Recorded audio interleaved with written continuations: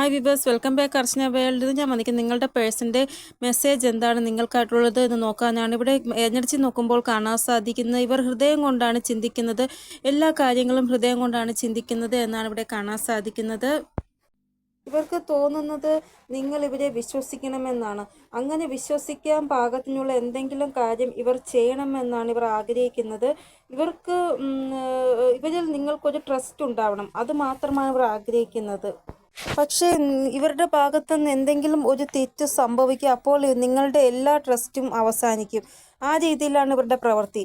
ഇപ്പോൾ നിങ്ങൾക്ക് ട്രസ്റ്റ് പറഞ്ഞ രീതിയിൽ ഇവർ എന്തെങ്കിലും ചെയ്യും. കുറച്ച് സമയം കഴിയുമ്പോൾ നിങ്ങൾക്ക് ഇവരിലുള്ള എല്ലാ വിശ്വാസവും തകരും. ആ രീതിയിലാണ് ഇവരുടെ എനർജി. അതായത് ഇവർ എന്തെങ്കിലും കാര്യം നല്ലത് ചെയ്യാൻ ശ്രമിക്കും, പക്ഷേ തെറ്റിലായിരിക്കും അവസാനിക്കുന്നത്. അത് കാരണം നിങ്ങൾക്ക് ഇവരോട് ഭയങ്കര ദേഷ്യം ഉണ്ടാകും. ഇവരുടെ ഹൃദയത്തിൽ എന്തൊക്കെയോ കാര്യങ്ങൾ നിങ്ങളോട് പറയുവാൻ വേണ്ടി ഉണ്ട്, പക്ഷെ പേടിക്കുകയാണ് പറയാൻ. എന്തെങ്കിലും പറഞ്ഞത് എന്തെങ്കിലും തെറ്റായി പോയാൽ പിന്നെ നിങ്ങൾക്ക് ദേഷ്യം വരത്തില്ല. അതുകൊണ്ട് ഉള്ള കാര്യങ്ങളെല്ലാം മനസ്സിൽ തന്നെ വച്ചേക്കാണ് പറയാതെ. നിങ്ങളെ കളിപ്പിക്കാൻ വേണ്ടി എന്തെങ്കിലും രീതിയിൽ തമാശ പറയും, പക്ഷെ അത് കേൾക്കുമ്പോൾ നിങ്ങൾക്ക് സീരിയസ് ആയിട്ട് തോന്നും. നിങ്ങളപ്പോൾ കരയാൻ തുടങ്ങും. പിന്നെ ആയിരിക്കും പറയുന്നത്, അയ്യോ ഞാൻ തമാശയ്ക്ക് പറഞ്ഞതാണ്, നിങ്ങൾ ഇത്ര സീരിയസ് ആയിട്ട് എടുക്കുമെന്ന് ഞാൻ വിചാരിച്ചില്ല എന്ന്. അതായത് ഇവർക്ക് അറിയത്തില്ല എങ്ങനെയാണ് നിങ്ങളോട് കാര്യങ്ങൾ എക്സ്പ്രസ് ചെയ്യേണ്ടത്, എങ്ങനെയാണ് നിങ്ങളോട് കാര്യങ്ങൾ സംസാരിക്കേണ്ടത്. ആ ഒരു രീതി ഇവർക്ക് അറിയത്തില്ല. ഇവിടെ ഇവർക്ക് മാനിപ്പുലേറ്റിംഗ് ചെയ്യാൻ അറിയാം നിങ്ങളെ, പക്ഷേ നിങ്ങൾ എപ്പോഴെങ്കിലും ഭയങ്കരമായിട്ട് വിഷമിക്കുമ്പോഴോ വല്ലതും ആണെങ്കിൽ മാത്രം ഇവർ നിങ്ങളെ മാനിപ്പുലേറ്റിംഗ് ചെയ്യും. അതായത് എക്സാമ്പിൾ, ഇവരിപ്പോൾ ഫോണിൽ സംസാരിക്കുന്നു വിചാരിച്ചോ, നിങ്ങൾ ചോദിക്കുക ആരോടാ സംസാരിക്കുന്നത്, അപ്പോൾ പറയും തേർഡ് പാർട്ടിയോട്. മനഃപൂർവ്വം വേറെ ആരോടെ ആയിരിക്കും സംസാരിക്കുന്നത്, പക്ഷെ നിങ്ങളുടെ ആ ഒരു മനസ്സിനെ വേദനിപ്പിക്കാൻ വേണ്ടി തേർഡ് പാർട്ടിയോടാണെന്ന് പറയും. അപ്പോൾ നിങ്ങൾ വിഷമിക്കത്തില്ലേ? കുറച്ച് കഴിയുമ്പോൾ ഈ വിഷമിക്കുന്ന നിങ്ങളെ സമാധാനിപ്പിക്കാൻ വേണ്ടി ഇവർ വരും. അങ്ങനെയുള്ള ആ ഒരു എനർജി. ഇവിടെ നിങ്ങളുടെ പേഴ്സണൊരു ഹോപ്പുണ്ട്, നിങ്ങളുമായിട്ടുള്ള എല്ലാ സിറ്റുവേഷനും നേരെയാകും, ബാലൻസിലാകും എന്നുള്ള ഹോപ്പുണ്ട് എന്നാണ് ഇവരുടെ എനർജി നോക്കുമ്പോൾ കാണാൻ സാധിക്കുന്നത്. ഒരു വ്യക്തി ഹോപ്പ് വയ്ക്കുന്നത് ചിലപ്പോൾ 1 മാസം, 2 മാസം, 3 മാസം, കൂടിപ്പോയാൽ 1 വർഷം. അത് കഴിയുമ്പോൾ ഹോപ്പ്ലെസ് ആയിപ്പോവും. ചില ആൾക്കാർ 6 മാസം വരെ വെയിറ്റ് ചെയ്യും, പിന്നെ ഹോപ്പ്ലെസ് ആവും. ചില ആൾക്കാർ 3 മാസം വെയിറ്റ് ചെയ്തിട്ട് ഹോപ്പ്ലെസ് ആയിട്ട് മൂവ് ഓൺ ചെയ്യും. അതേപോലെയാണ് നിങ്ങൾ നിങ്ങളുടെ പേഴ്സൻ്റെ വേണ്ടി കാത്തിരിക്കുകയായിരിക്കും. വേറൊരു എക്സാമ്പിളാണ് ഞാൻ പറയുന്നത്. അപ്പോഴായിരിക്കും നിങ്ങളുടെ ജീവിതത്തിൽ വേറൊരു വ്യക്തി വന്നത്. ആ വ്യക്തി നിങ്ങൾക്ക് ഒത്തിരി സ്ഥാനവും എല്ലാം റെസ്പെക്റ്റും എല്ലാം തന്നു. അപ്പോൾ നിങ്ങളുടെ പേഴ്സൻ്റെ കാര്യം നിങ്ങൾ മറന്നു. കുറച്ച് കഴിഞ്ഞ് ആ വ്യക്തിയുമായിട്ടൊരു ജീവിതം തുടങ്ങാമെന്ന് വിചാരിക്കുമ്പോൾ നിങ്ങളുടെ പേഴ്സൺ വരും. അപ്പോൾ നിങ്ങൾ വിചാരിക്കും, എനിക്ക് എപ്പോഴാണോ എൻ്റെ ആവശ്യം ആയിരുന്ന സമയം അപ്പോൾ നിങ്ങൾ വന്നില്ല. അപ്പോൾ എനിക്ക് കൂട്ടായി നിന്നത് ഈ വ്യക്തിയാണ്. അപ്പോൾ എനിക്കിപ്പോൾ ഈ വ്യക്തിയാണ് ഇഷ്ടം, നിങ്ങളുമായിട്ടുള്ള ആ ഒരു ഇഷ്ടം എല്ലാം പോയി എന്ന് നിങ്ങൾക്ക് പറയും അവരോട്. അതാണ് ഓരോ വ്യക്തികൾക്കും ഓരോ സമയത്ത് ഓരോന്നാണ് ജീവിതത്തിൽ സംഭവിക്കുന്നത്. അപ്പോൾ ഇപ്പോഴുള്ള നിങ്ങളുടെ എനർജി എന്ന് പറയുന്നത് നിങ്ങളുടെ പേഴ്സൺ എത്രയും പെട്ടെന്ന് നിങ്ങളുടെ അടുത്തേക്ക് വന്നാൽ മതി എന്നുള്ള ആ ഒരു എനർജിയിലാണ് നിങ്ങളുള്ളത്. അതേപോലെയാണ് നിങ്ങളുടെ പേഴ്സണും അതേ എനർജിയിലാണ്, ഞാൻ അവരുടെ അടുത്ത് പോകാം, അവരോട് സംസാരിക്കുക എന്നൊക്കെയാണ് അവരും വിചാരിച്ചിരിക്കുന്നത്. ഇപ്പോൾ എനർജി എന്ന് പറയുന്നത് നിങ്ങളുടെ അടുത്തേക്ക് വരണമെന്നുണ്ട്. ഒരു സ്റ്റെപ്പ് മുന്നോട്ടെടുക്കും, പിന്നെ വീണ്ടും വന്നതുപോലെ തിരികെ പോകും ഇവർ. നിങ്ങളൊരു വ്യക്തി എത്ര നാൾ ഇങ്ങനെ ഓൺ ഓഫ് സിറ്റുവേഷനിലിരിക്കും?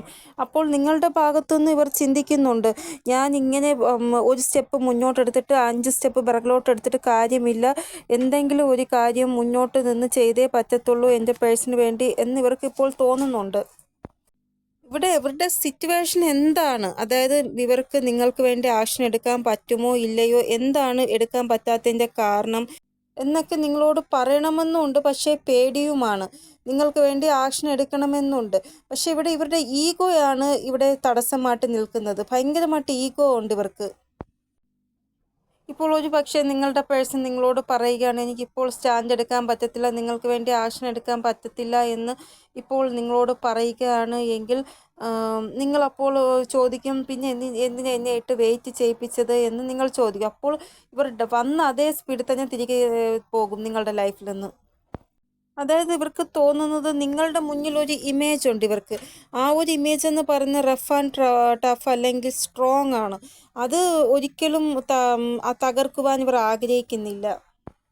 അപ്പോൾ ഓവറോൾ എനർജി ഇവരുടേത് ഇങ്ങനെയാണ്. മെസ്സേജ് കുറേ ആൾക്കാർക്ക് വരുന്നതായിട്ട് കാണാൻ സാധിക്കുന്നു അവരുടെ പേഴ്സൻ്റെ. ചില ആൾക്കാരുടെ പേഴ്സൺ മെസ്സേജിലൂടെ അവരുടെ ഫൈനാൻഷ്യൽ സിറ്റുവേഷൻ നിങ്ങളോട് പറയും.